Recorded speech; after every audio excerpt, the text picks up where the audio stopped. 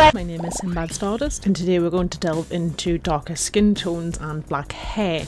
Now I, like many others, have a really strong opinion on this, and that is there's not really any excuse to not know how to approach this, especially, and I really mean especially if you're offering commission services or paid services for this sort of thing. You should be teaching yourself, practicing, and learning how to do darker skin tones and black hair. Now I'd like to think these little videos as being like a mini beginner's video before I can send you off into the wild to learn. So today we're going to go over like the very basics of colouring darker skin tones and then maybe approaching black hairstyles. It's not going to be super in-depth, so I hope it can give you like a starting point to kind of improve upon. As a big note here are some artists that I would basically like to shout out and feature that you can start looking at. Especially here are a few that have very good tutorials that I really recommend looking at. Now you'll see this issue with even likes of makeup where the range of skin tones is not great, where skin tones aren't just this, they are all of this. And it is important as artists that we are inclusive to that as well. It's also very important that you listen to the people of colour around you, especially other people of colour that are artists that are trying to tell you how to do better. With all that being said, we're going to take the piece that I did last week and we're going to talk about how to shade a darker skin tone. I will do some more examples as well, but I'll use this one as the main one. We're also going to talk a bit more about hair, so I'm going to give this model in particular a few extra hairstyles to show how to approach doing things like locks and afros and coily hair. Now I strongly recommend, especially if you're approaching skin tones that you have never approached before, is to use references so you can see how the skin tones absorb light, how it reflects light, things like that. We're really quickly going to go through these three skin colours here just to quickly show the basics of working out how to get to the colours that you need to for shade and light. So we're going to start here with this tone, and I'm going to show you how quickly to get to your shadow tones. Pay attention to the hue picker at the bottom there. To get to shadow tones and stay saturated, I stay moving over to the more saturated colours at the bottom corner. So you'll see me pull it down to that more reddy tone and then a little bit further down into the red on the outer hue circle. You see there, and then we'll plop that on.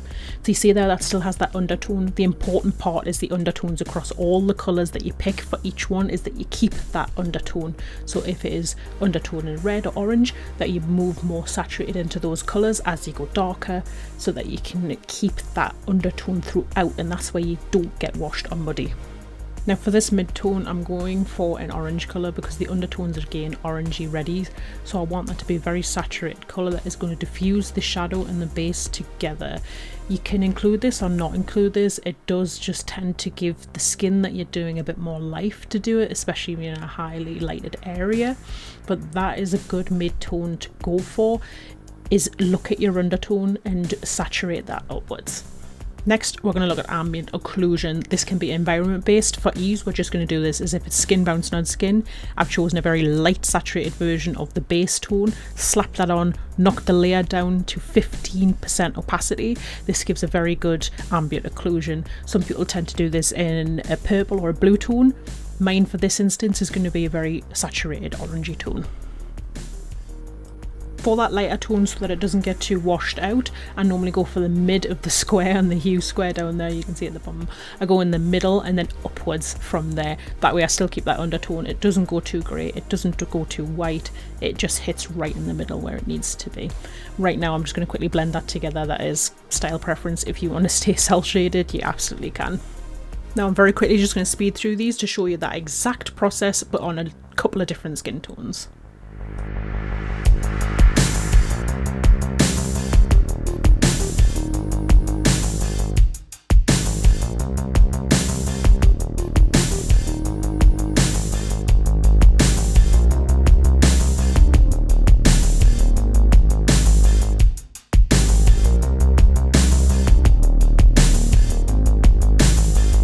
So there you go, the same technique across a couple of skin tones. We're going to throw that into practice now so you can see what that looks like.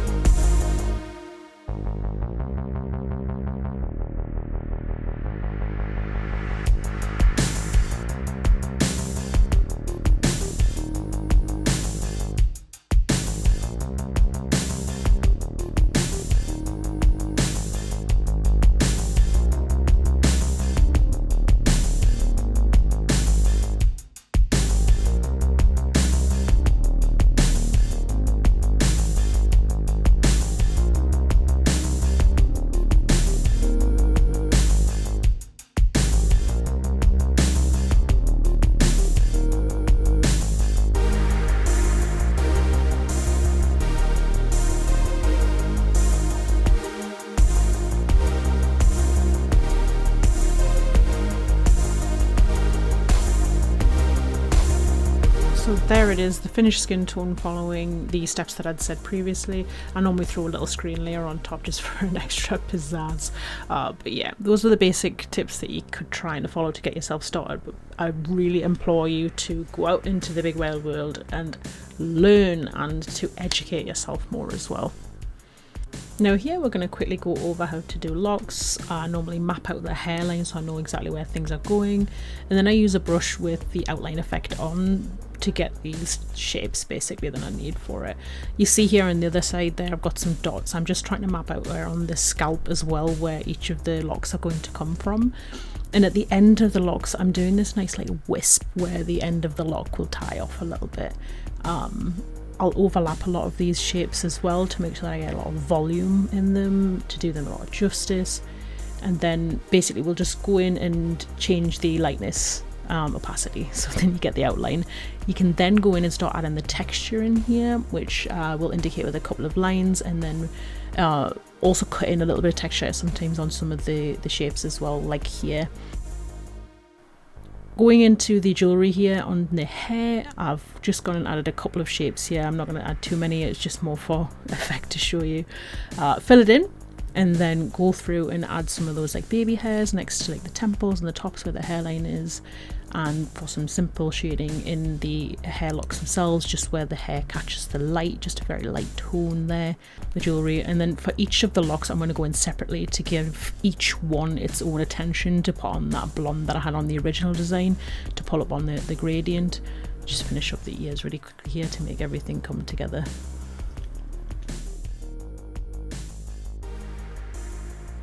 And here are the finished locks. On that design we'll move next on to Afro textures. Now what I like to do for these is to grab a general shape that I really like the look of. So on the left here I've got this very beautiful shape that I like to do on the side part. I'll outline a big block of it first, and then I'll go with these preset texture brushes to get more of those curls in. I'll go around the outline like this, and then I'll go in and take away some, using the same brush on a transparency layer. I'll just pull away that texture, and I'll keep going back and forth between putting on and taking away to get that texture. Again, with Afros it's all about the texture and getting it just right. We'll turn brightness to opacity just to get that nice outline that we've created with those brushes, and then fill it in, get those blonde tones in the edges that I like having for that design, and the dark tones on the roots. We'll also take that same curl brush and go in on a lower opacity with the dark root colour to get that overall shape inside, a bit more texture inside. Now we're going to go into doing braids. What I normally do is I section out the head where each of the braids might go depending on the pattern of the braids. A wiser person than I could tell you the style of braids that come along with these either way. Here are some standard set brushes that I got on the Clip Studio Asset Store, and here is who they are by, where you can get them from. Now each of those little squares will represent where one of the braids will be coming from, so I'll pick a direction that I want those braids coming from and how I want them to fall. I want these to go into two waterfall braids at the side and then have like loose ones at the back, so I'm just adding those in at the back, and then I'm going to go in on the little pigtail at the side there.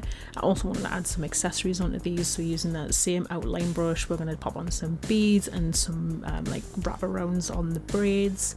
I wanted this to be equal both sides, flip it over to the other side. Same technique, we're going to fill that all in with the colour that we wanted and pay attention to where each braid comes from the scalp, darken that up, and also give the hairline some baby hairs. This will also pull the look together quite nicely. Each of the braids gets its own special attention on the colours that I want in the gradients, and then we're going to throw those accessories on to a gold colour since it seems that this design has an overarching gold theme to it. And there are the braids. In the end, this is what we came up with. Now this is a very incredibly small selection of hair, and I went over a very incredibly small section of skin tones, but I'm hoping that this can give you a very beginner place to start from. There are thousands of tutorials out there by people of colour that explain exactly what you need to know. Please experiment, please teach yourself, please look into this more. It is well worth a topic learning about. I hope this could help a little bit, and I will see you guys next time.